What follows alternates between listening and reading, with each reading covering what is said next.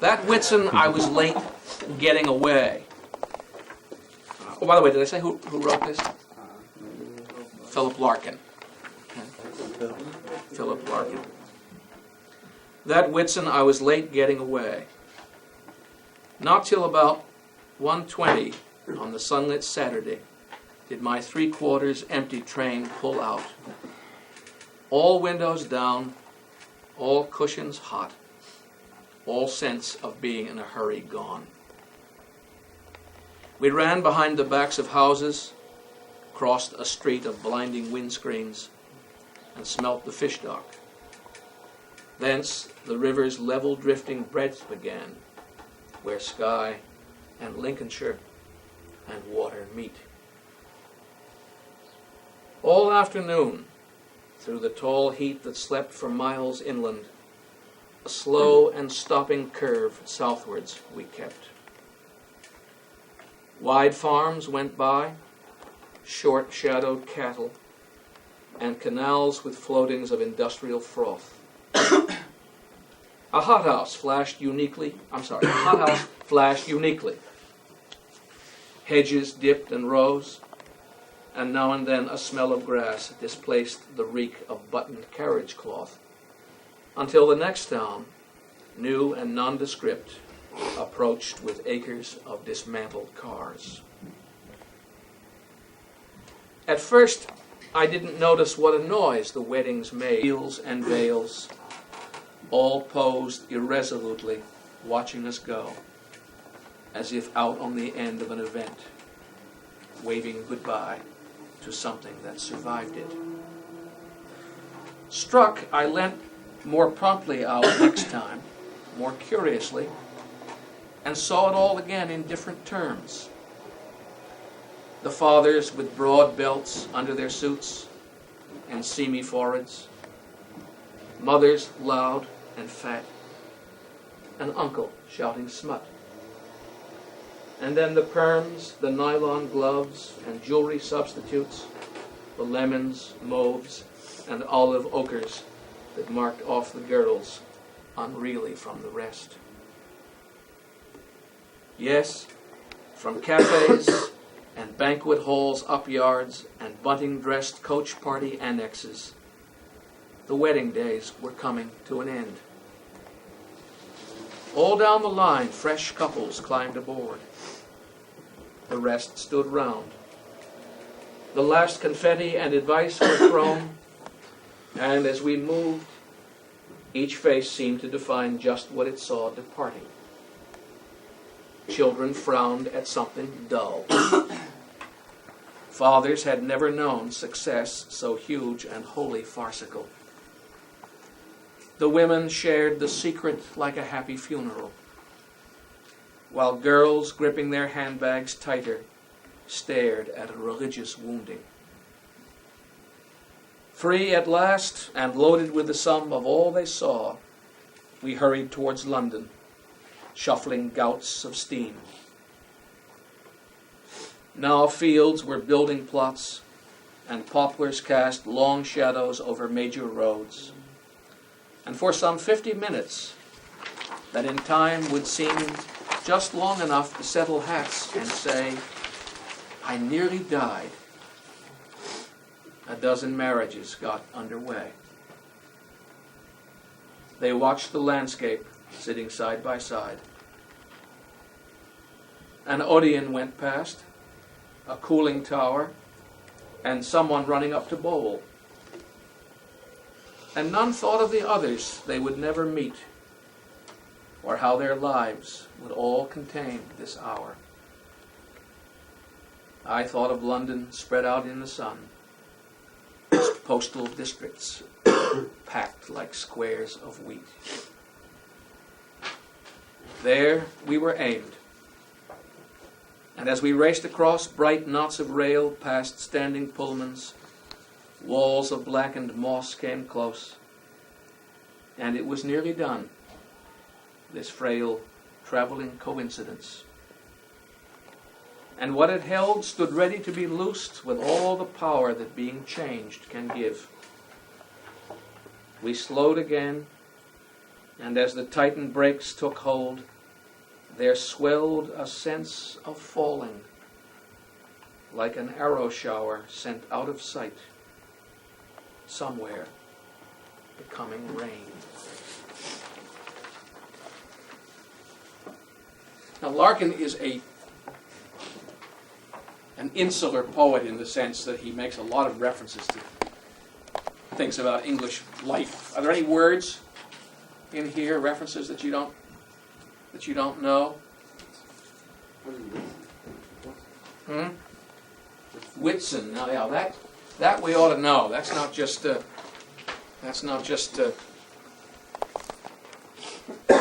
to the British Isles.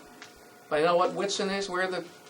Certainly the Episcopalians must have some idea. Who are the Episcopalians in here? I can always count on them for the footnotes about religious issues. Rob, you know what Whitsun is? What do you see in the word? White Sunday. Right? White Sunday. Easter. It isn't Easter. White Sunday? It isn't Easter. Sunday when you get married, maybe? It is a very common thing in England around Whitsun for couples to get married. It is a festival of the church which celebrates the descent of the Holy Spirit on Christ's apostles. And it's associated, therefore, with new life and also with purity, as the name White Sunday suggests. Why do you suppose the young couples in England setting out in life, getting married, would choose that time of year? You know, we do it in America. There's some June weddings. Why do people besides the weather, which is obviously a practical consideration, so you don't get a horrible rainy day to be married on, why might young couples choose that? Kevin? It's a religious celebration, and you said it celebrates new life, so it's kind of a new life. Yeah, it's symbolically appropriate, isn't it? That young couples would want to start off.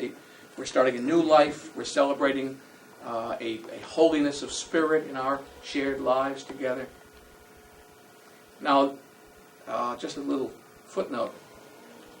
In America, when we have marriages, the bride and groom usually go off on their honeymoon after the reception, after the church service, and they come down, finally in their regular travel togs, and off they go, and everybody claps and sends them off, and sometimes they throw rice. Sometimes they do that earlier. Fertility. Right? Now, in England, it's a little bit different. And at this time of year, these Whitsun weddings, couples marry, and because they're going to go to their honeymoon to London, the big city, one of the children getting married up in the north and in the Midlands, they will rent a hall. The British Rail will rent out a meeting hall either at the station or near the station, and the celebration, the dancing, and the luncheon or the dinner will occur, and then they will go right to the train station and not go off in a car together, but take a train together down to London. Okay? Now that's the circumstance of the poem. Philip Larkin is going on his vacation. He gets in the train. He doesn't pay a lot of attention at first. And then gradually, what does he start to notice as they come station to station? Things around. Yeah, what specifically does he notice?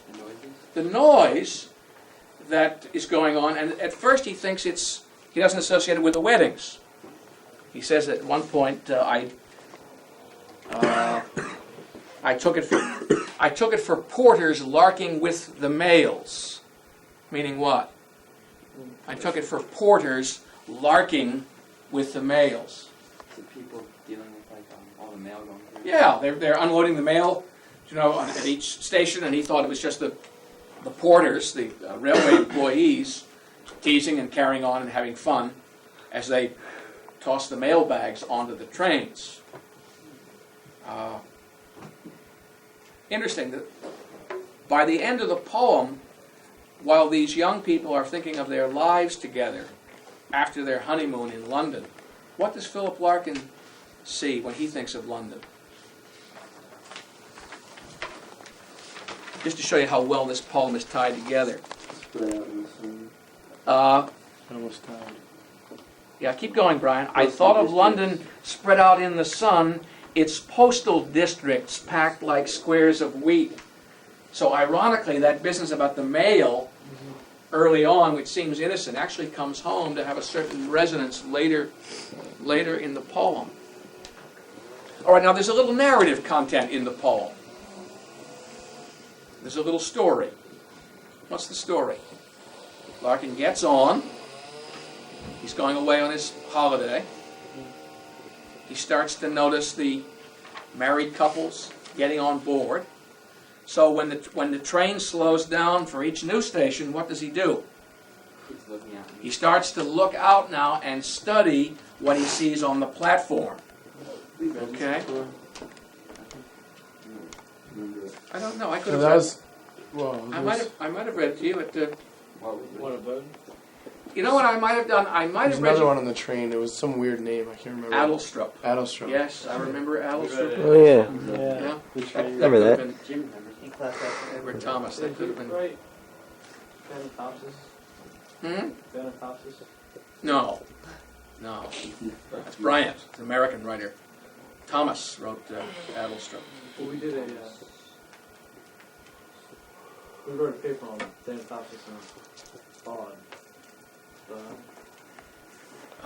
Obad. Yeah. Yes, that's right, you did.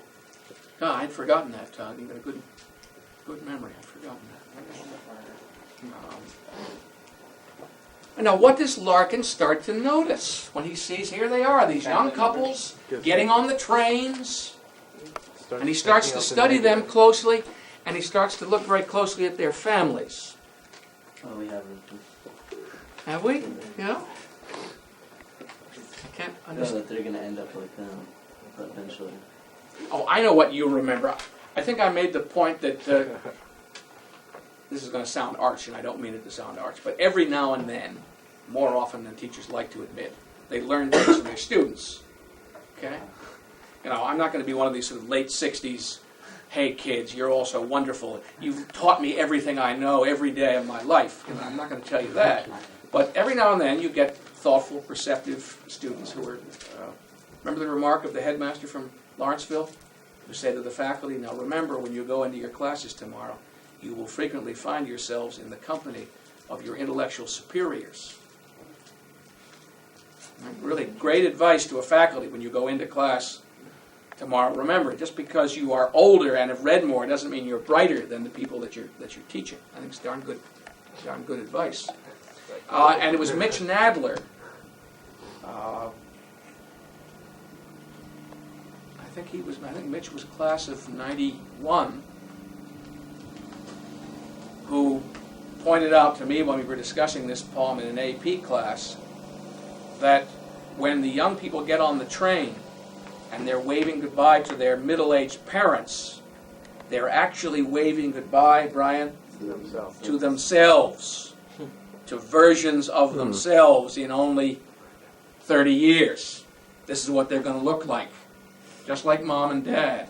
By the way, what do mom and dad look like Here. in the poem? Oh, You remember, Remy? Can you? What do they look like? Fathers with broad belts under their suits. That's it, Kevin. Read that. Fathers with broad belts under their suits and seaming foreheads. Mothers loud and fat. Uncles shouting smut. And then the perms, the nylon gloves and jewelry substitutes. The lemons, mauves, and olive. Mauves, right? Vouchers. Olive ochres that marked off the girls unreally from the best. Is this an attractive romantic? Is this the kind of picture that somebody would put in a magazine of the couple? no. No. These are ordinary middle class and lower middle class families saying goodbye to their kids who've just been married. And Larkin is devilishly clever in his use of language, gentlemen. He can take a simple word and make it go out in all kinds of directions. For example, seamy foreheads. What's the word seamy suggest? What do you see? They had seamy foreheads. What aspect of their... Wrinkled. Wrinkled. Okay? But the word seamy also has connotations of what? People talk about the seamy side of life.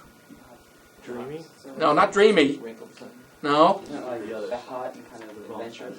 No, it means the disagreeable, the low, a little dirty, a little sordid. Okay? See how that does double duty for him? Has anybody figured out what the theme of this poem is yet? Continuation of life sucks. What else? Let's look at the families. What else does he see? No, this is... Lots of You sound like innocence. one of my third warmers. You're always after me for that. The duality of man. Actually, give me 5 minutes and I can make a case for that in this poem. It is here. Lots of innocence. What else do you see? Look at the penultimate stanza on 115. He says, "And as we moved, each face seemed to define just what it saw departing. Children frowned at something dull." What does that tell you? The little kids are bored. What's all this about? Oh, weddings, love.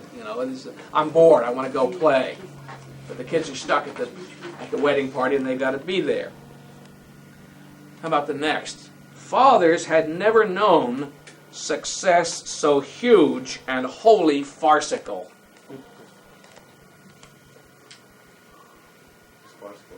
What's farcical mean? What's farce?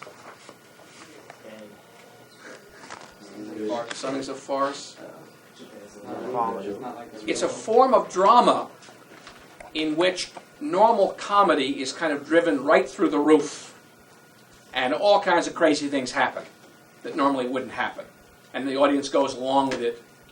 Do you know the play Charlie's Aunt, where these two young men at Oxford are desperately in love with two young ladies, and they are so happy as the play begins because the girls are getting ready to go off on holidays and the boys will not see them for a long time. And one of the boys has an aunt who is a millionairess from Brazil. Her name is Dona Lucia Dalvadores. And she is coming to visit with her niece, to visit her nephew at Oxford. And they're delighted because now they will have a chaperone. They will have an adult woman to be there when the girls come. The girl's guardian has written and said, "No visit if there's not an adult present. We're not having all these young couples together without supervision." At the last minute, they get a telegram from the wealthy aunt saying, "I'm not coming." She really is coming. She's just done it as a little surprise. She's trying to put them off the scent. So they get a telegram saying they're not coming. Just about the same time, a very close friend of theirs named Lord Fancourt Babberley, as his name suggests, an aristocrat who's rather wealthy and a little wifty, comes to see them. He's decided to be in an amateur theatrical production at Oxford, and he's playing the part of an old woman. Can you see where this is going? Yeah, they're going What do they do? up as- They persuade him to keep his costume on. In fact, they pummel him. They punch him and shake him and force him down into his chair, and they force him to be their aunt, so that they can be there with the girl. Well, that's farce. Okay. Is the bell gone? Yeah. Okay. It's all right. Well, look, will you do me a favor? Go back tonight and look at this poem and see whether you can discover how many wonderful, seemingly innocent details Larkin uses to drive home the major theme of the poem, which is that things don't last. They change, they get old. And then you die. Okay. Don't you love poetry? I think the last. Fade. Fade now. How's it work? Let go. Press it. Now turn off. You're right, Raymond. Good eye. Good eye. Freshman hallway, man. Did you ever lock it down here too? Yeah, let's see. Oh, you were down You there. wrote on the locker, you and Ben wrote that thing. Oh No yeah. way I still have. That was really fun doing that. What did you You write? got, I just like recorded like all class. Yeah, no. Whoa, you can't see. Hey, Doc. Hey guys, How you doing? excuse me, I'm okay. All right. Filming you. Yeah, memories, man. Dr. Riley. Move your knee walking down the hall. We love it.